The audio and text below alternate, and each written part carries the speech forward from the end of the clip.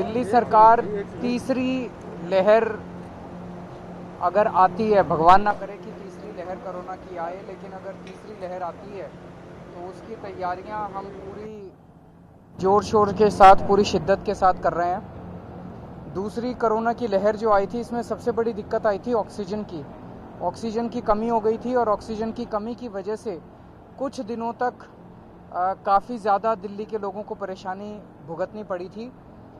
तो उसकी तैयारियां काफ़ी ज़ोर शोर से चल रही है कि अगर तीसरी लहर आती है तो ऑक्सीजन की कमी नहीं होनी चाहिए। तो आज यहाँ पे सिरसपुर में जहाँ हम लोग खड़े हैं, यहाँ पे हमारे पीछे एक तो ये ऑक्सीजन स्टोरेज टैंक 57 टन का बना है।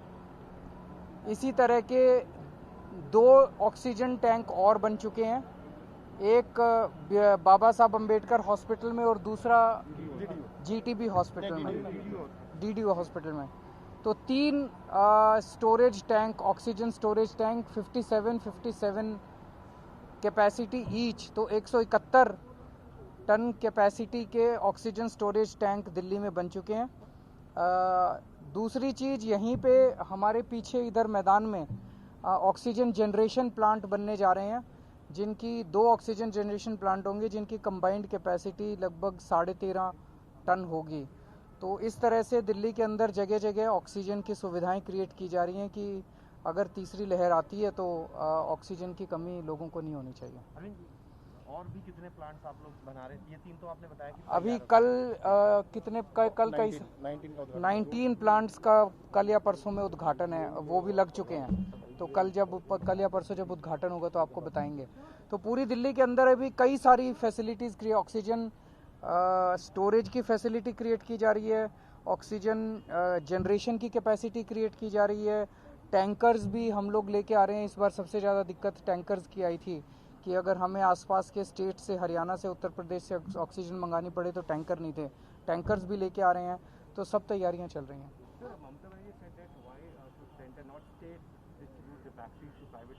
सॉरी,